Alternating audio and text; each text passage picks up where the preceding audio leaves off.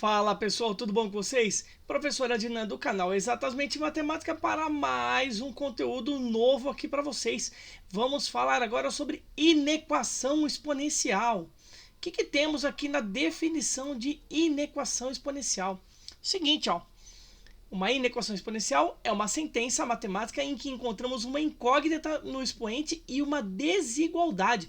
Um pouquinho diferente do que a gente estava vendo lá nos vídeos anteriores, na outra playlist que eu falava sobre equações exponenciais. O símbolo de igualdade aparecia, mas agora esse símbolo não vai mais aparecer. Não teremos mais uma igualdade, mas sim uma desigualdade. Teremos o símbolo de maior, maior igual, menor e menor igual para resolver as nossas inequações exponenciais. E aí, eu vou colocar um pouquinho de teoria aqui, que é bem tranquilo, é bem um método que você pode seguir, e depois vocês vão perceber que os casos que eu vou mostrar aqui, que são dois, você consegue tranquilamente reduzir para um caso, tá bom? Vamos ver o que segue aqui, ó. Primeiro, alguns exemplos do que é uma inequação exponencial. Olha lá, ó, 2 elevado a x, olha a variável x aparecendo no expoente, ó. E aí o símbolo de maior igual a 64. 0,3 elevado a x menor ou igual do que 9. 3 elevado a x mais 1 mais 4 menor ou igual a 31. 7 elevado a x mais 1 menor do que 49 elevado a 2x menos 1. Então vejam bem aqui, ó, todos eles aparecem o símbolo de maior, menor igual e a variável aparece como uma expressão algébrica lá no expoente. E aí como que eu faço para resolver isso daí? Vamos seguir aqui, ó.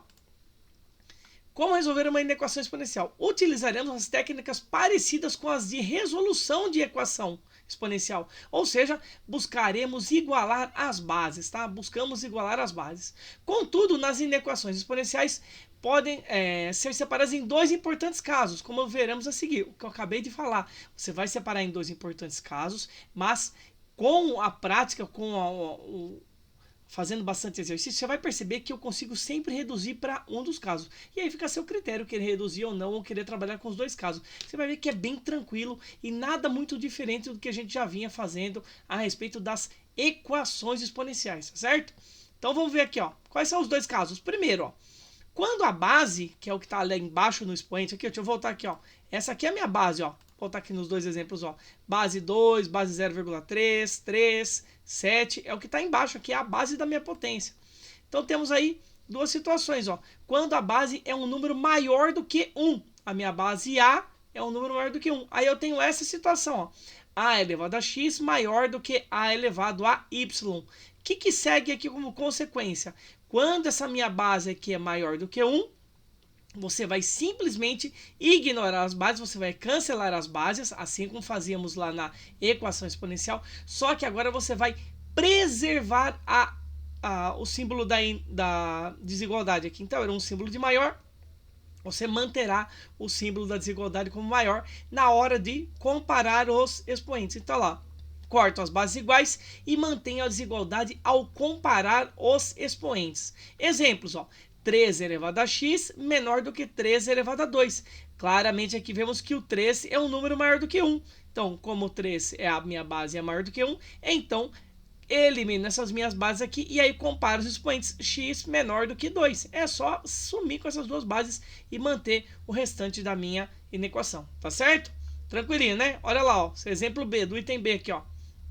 10 elevado a x mais 1 menor ou igual do que 10 elevado a 4. Sabemos que a base 10 é um número maior do que 1, obviamente, né? Então, x mais 1 menor ou igual a 4 é o que vai sobrar aqui, ó. Quando eu cortar essa base 10 com essa base 10, vai sobrar x mais 1, o símbolo de menor ou igual, e o 4 aqui. E aí você simplesmente tem que resolver essa inequação que restará para você aqui, ó. Então, a desigualdade se manteve nos dois casos, porque a base era maior do que 1, tá bom? Vamos lá para o segundo caso, ó. E quando a base é um número entre 0 e 1, que é o caso número 2, ó. O que é um número entre 0 e 1? Claramente, pessoal, ou é um número decimal, tá certo? Número 0, alguma coisa, tudo que é. Vamos pensar assim na questão dos centavos. 30 centavos, 32 centavos, 41 centavos, qualquer número que é 0, alguma coisa, no formato decimal. Mas e aí, se aparecer no formato de fração? Como que eu determino se essa minha base é um número entre 0 e 1? Basta você comparar, vou vir aqui na linha de baixo, aqui ó, na tela de baixo, eu vou te mostrar quando que uma fração, ela é um número entre 0 e 1. Deixa eu pegar aqui, ó. Vamos pegar uma fração aqui, ó. 1 sobre 2. Se você dividir 1 pelo 2, claramente você sabe que é um número entre 0 e 1, porque 1 dividido por 2 é 0,5, certo? 0,5. Se você pegar, por exemplo, lá, 2 terços. 2 terços. Se você dividir o 2 pelo 3, você vai descobrir que é o 0,666. Vai dar uma dízima periódica. Eu vou aproximar para 7, a terceira casa aqui, ó. Aproximadamente. Mas de qualquer forma, ó, é um número entre 0 e 1, tá bom? Então deixa eu mudar minha canetinha aqui, ó. Tava ruim aqui a escrita. Então aqui, ó, é um número entre 0 e 1, ó, 0, alguma coisa. Mas como que eu sei sem ter que fazer essa divisão aqui, ó? Basta você verificar que todas as frações do tipo, colocar aqui, ó, x sobre y, ela vai ser um número entre 0 e 1, sempre que o meu valor de cima, o numerador, for menor do que o número de baixo. Tá bom? Ó, perceba nos dois casos, ó, 1 é menor que 2, 2 é menor do que 3. Então, toda vez que o meu numerador, o cara de cima da fração, for menor do que o denominador, eu tenho claramente aqui uma fração ou um número entre 0 e 1. Tá bom? É isso aí, basicamente, que você tem que lembrar aí. No formato de fração, o número de cima sendo menor do que o número de baixo, obviamente você tem uma fração aí que é um número no formato decimal entre 0 e 1. E aí você está no caso 2 da nossa inequação exponencial. Então veja lá, ó, já mostrei para você. Ó. E o que vai acontecer quando essa minha base, no caso aqui o Azinho, ó, for um número entre 0 e 1? Eu vou ter que comparar os expoentes invertendo as desigualdades. Tá vendo que aqui ó, era a elevado a x maior do que a elevado a y. A consequência disso é, ao comparar o x com o y, eliminando as duas bases, é que o meu símbolo da desigualdade, que era maior, ele vira menor. Então, lá, corto as bases iguais e inverto a desigualdade ao comparar os expoentes. E aí, invertendo a desigualdade, você vai cair em uma inequação normal de primeiro e segundo grau. E aí, basta você resolver usando as técnicas que você já sabe, tá bom? Vamos aqui nos exemplos, ó. Primeiro exemplo, ó, meio. Até o exemplo da primeira fraçãozinha lá que eu peguei um número entre 0 e 1. Ó. 1 dividido por 2 elevado a x maior do que 1 sobre 2 elevado a 6. Como essa minha base aqui ó, é um número entre 0 e 1, como já vimos aí. Então, ao comparar o x com 6, eu vou pegar essa desigualdade aqui e eu vou inverter. Ó. Observe que nesse caso a base é um número entre 0 e 1. Então, invertemos a desigualdade entre os expoentes na hora de compará-los. E aí eu vou ficar com uma inequação aí para resolver bem tranquilinho, tá bom? Então aí já teremos aqui, ó, que x é menor que 6 e já tá pronta a resposta, tá? Você não tem que fazer nada, nenhuma modificação, nadinha para que você encontre o conjunto de solução dessa sua inequação exponencial.